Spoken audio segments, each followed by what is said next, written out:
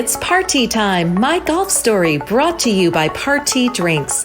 Classically designed golf drinks for golfers by golfers. And the golf real estate pros Gene Walsh and Vince Visicaro.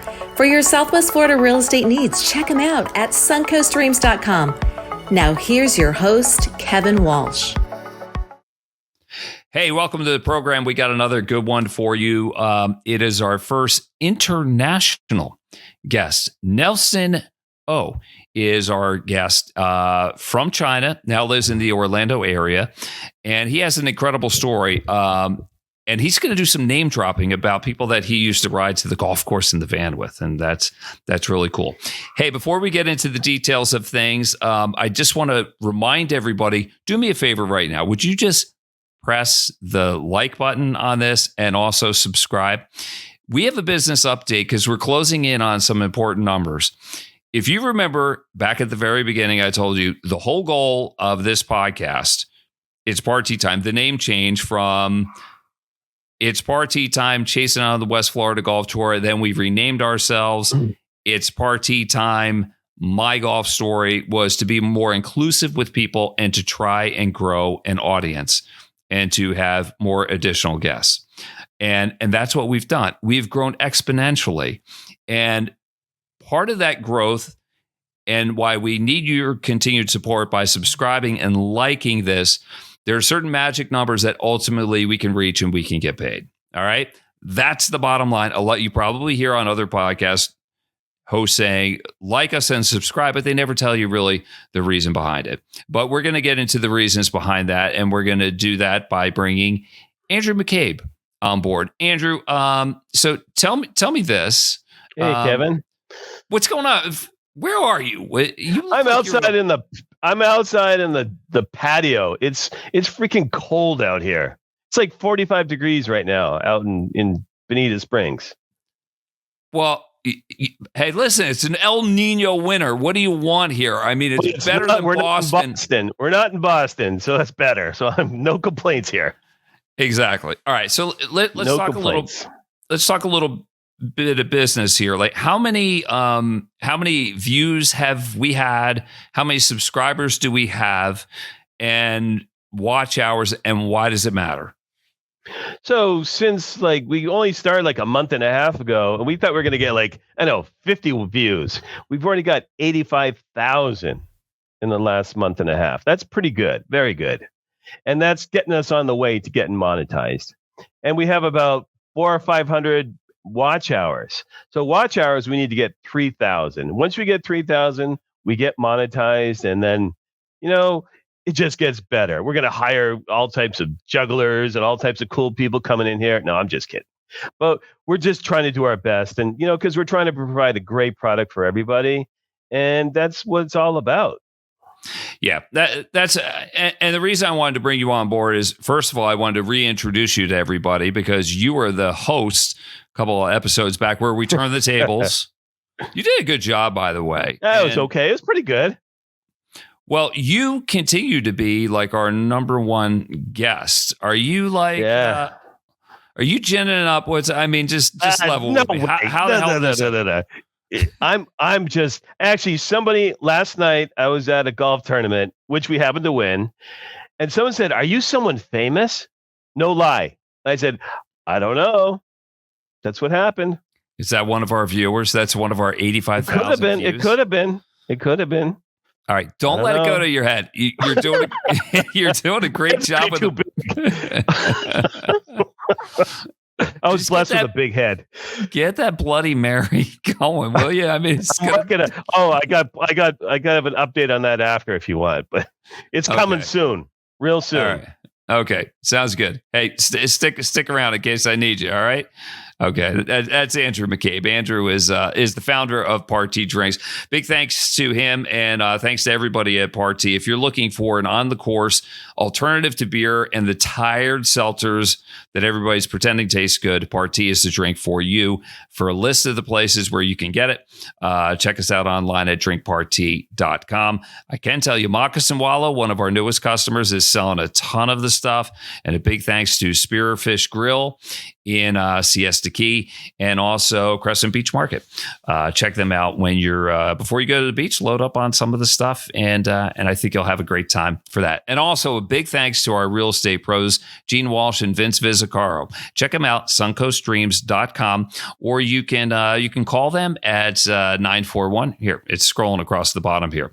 It's 941-220-4000. All right. That's the number to call if you are looking to buy a home on a golf course or in a golf community, or you already live in a place like that and you want to cash out because a lot of people are trying to get in. They are the people to take care of you.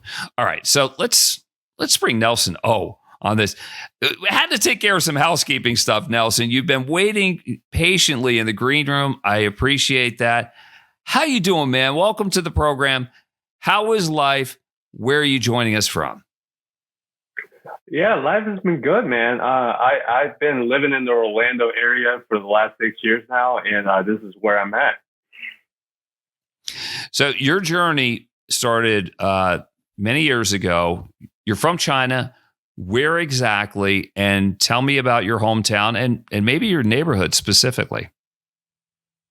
Well, I'm from Guangzhou, China. And I would say that's one of the first places in China where we have the junior golf program going, really. And I think I like to consider myself one of the first class of junior golfer that came out of China. You're in that class, and there are some other famous people that were in that class as well. Tell me about riding in the van, going to golf practice with Shen Fang, and who else was on board? Shen just retired recently, but another well-known Chinese golfer. Tell me about that experience. And Xu Yulin, that's right. Yeah, it's actually pretty funny because when we first started, we didn't exactly have the resources to, accommodate all the junior golfers that we got, which we didn't have a lot at the time, to be honest. We would go to this little dinky golf course that only has 9 holes as a public golf course every weekend, so we can hopefully get out and play some, right? So, but the thing is, we would need to go out there before the public players come in and play the golf course. So we were right at the golf course probably at around 5:30, 6 a.m. in the morning. And most of the time it's still dark out. So what Shen Chen's dad would do was that he would turn the blinkers on facing the putting green. So that's usually how we will warm up in the morning before we go out and play the 9 hole twice, which counts for an 18 hole. Wow. So you're getting to the golf course at that early hour. What time are you waking up to get yourself dressed and groomed? So your day's starting exceptionally early, yes? Yes, I would say so, because I remember my mom would probably usually wake me up on a Friday, Saturday morning around 4:30, just so we can catch the van and we can all go to the golf course together. So Shen Chen's dad is driving the van. He rolls up. What's going on inside the van? Are you guys listening to tunes? Are people sleeping? Give me I want to know what it was like if I happened to get in that van and just listen quietly or observe. What am I seeing? What am I hearing? I think it was kind of 50-50. I think 50% of the kids were kind of trying to catch up on some sleep, and the other 50% of the kids were trying to ruin their sleep. That's basically what the van was like in the morning. You got some kids in the back trying to, just catch up on some sleep, and the kids in the front is just straight up screaming. It's just, you're goofing on each other. It's a fun. Oh, yeah. You're being teenagers. You're having a good time. Absolutely. Is this driving Shen Chen's dad crazy as he's trying to safely get you to the golf course? I'm sure he's had a fair share of, hard times dealing with us. We were all about, ranging from 6 to 13 years old. So I can imagine it's going to be a little difficult for him to handle all of us alone. So how did you get to that point? Like where do you decide, or does somebody decide for you, I want to play golf? Take me back to that point. So when I was about 4 to 5 years old, my dad actually got a job at a local driving range as a manager. So he got me a set of plastic clubs, like I believe just like everybody else that started when they were a kid. Started hitting up the driving range. And I believe I didn't really get a chance to get out on the golf course until I was about 6 to 7 years old. Now, when you got out there, did you love it immediately, or did it take some time? Were you a natural? Did you suck? What was it? Let's just say that I my first 9 hole, I believe I shot exactly 72. And I'm pretty sure I have a few holes that was over double digits. So I wasn't exactly the most talented kid to start out with. But I have to say that the challenge part of it was that one thing that keeps me coming back, because I was like, golf is one of those things that seems easy to do. And then when you actually get to do it, you're like, this is a little harder than I think. So I think that was one part of that keeps me coming back, because I internally, I was just like, there's no way that I can't conquer this thing. So you like the challenge. It's almost like Robert Frost, the road not taken. You took the road less traveled by, and it made all the difference, or you're hoping it's going to make a difference. How quickly did you feel like you started turning the corner and you're like, I'm making very obvious progress, and I think I can get to a point where I can be good? I've definitely been one of those kids where I didn't really get very good until I was around, I'd say probably around 13 years old. I was playing a lot of sports growing up, and golf wasn't necessarily my first choice until about when I was 12, 13 years old. And when I started to realize, I was like, hey, I played the sport long enough, and I, believe it or not, I'm actually starting to get pretty good at it. And that's when I really decided I'm going to take it seriously. Well, you had a big win in 2014. You won the Chinese Junior National Championship in your age group. What did that do to change your life? That's actually pretty funny, because like prior to that tournament, I was actually playing absolutely horrible.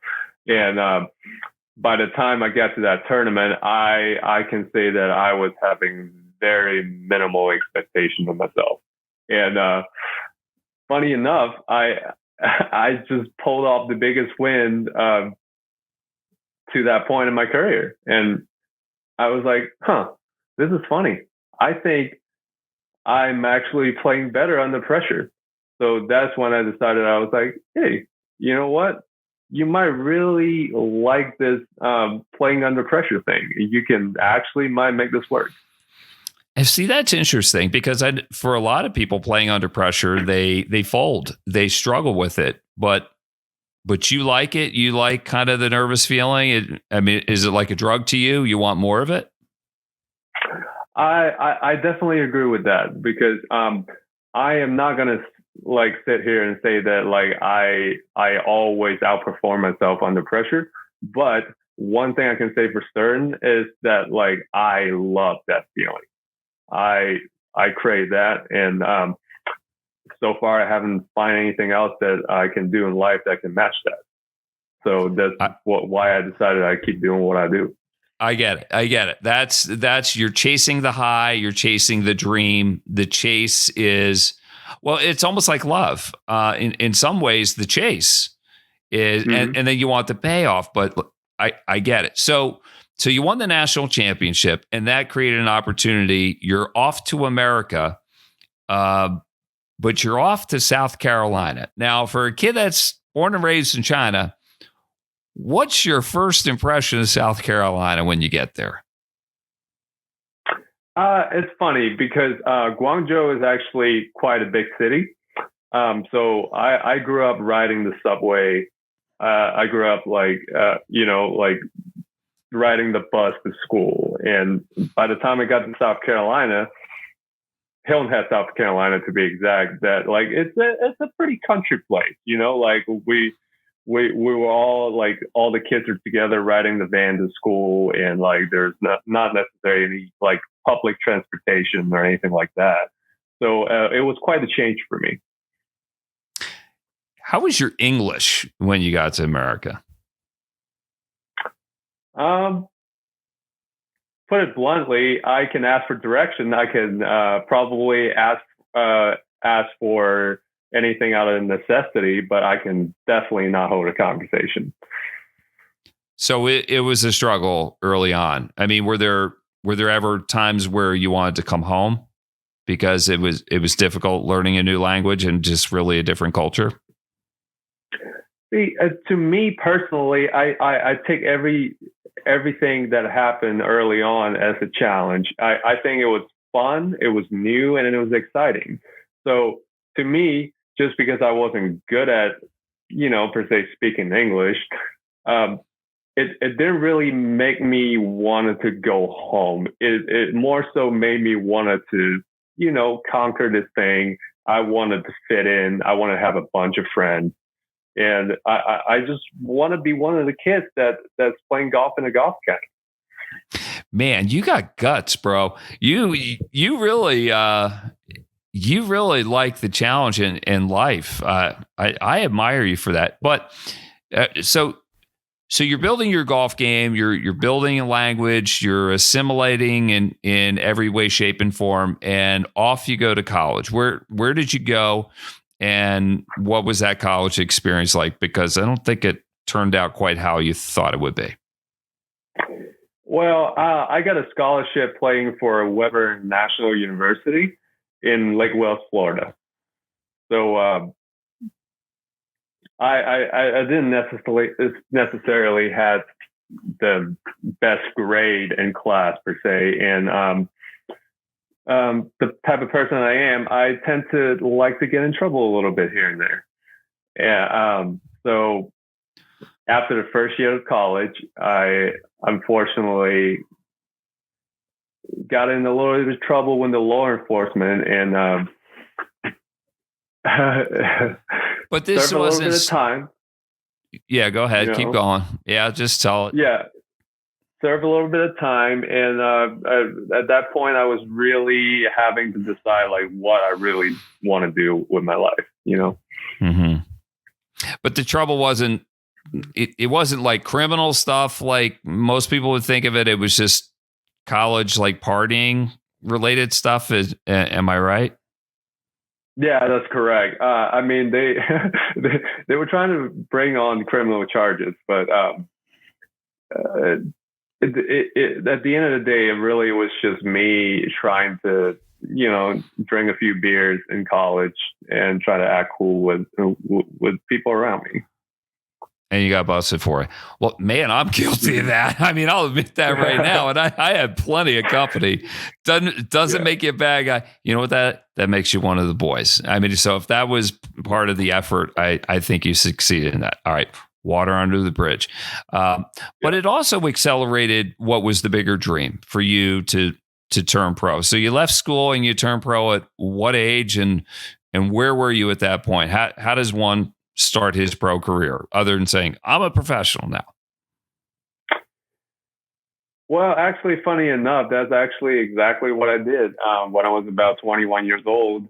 At the time, I really had to figure out what I really want to do in life. Do I really want to stay in school and pursue a career other than playing professional golf, or do I want to keep chasing this thing?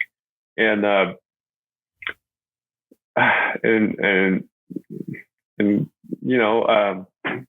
in a really true Nelson O fashion, I guess I decided to pick the harder route, and I decided I wanted to go professional. Right after I won the Orlando City Amateur Championship, And I was like, you know what? This is what I want to do. And this is what I want to do for the foreseeable future. So right then and there, I made myself a pro and I started playing on a mini tour. Well, I hope it works out for you, pal.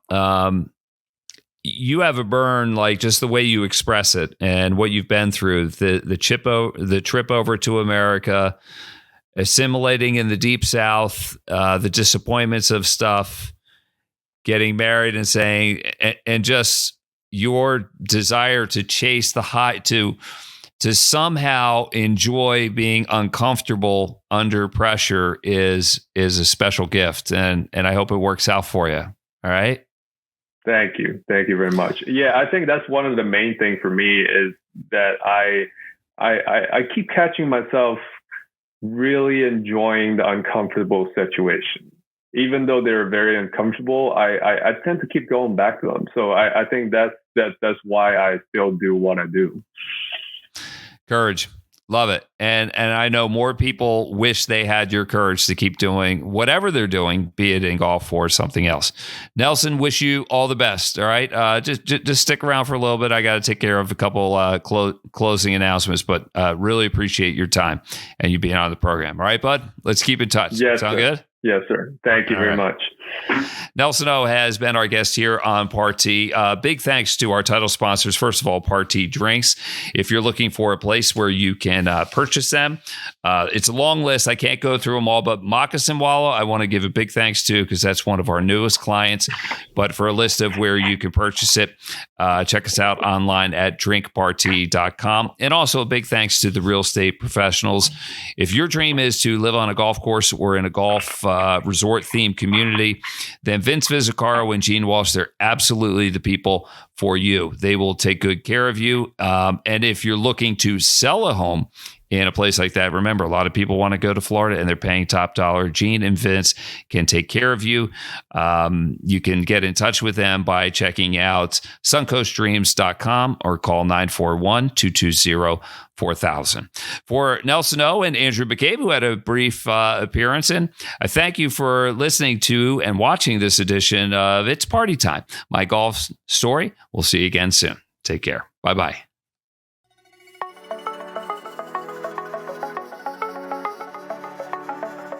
You've been listening to It's Party Time, my golf story, brought to you by Parti Drinks.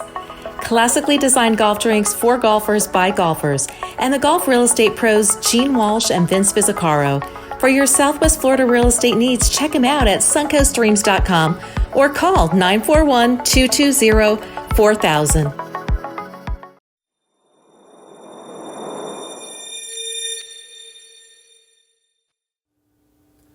This is Vince Visicaro and Gene Walsh with the suncoastdreams.com real estate team at Fine Properties.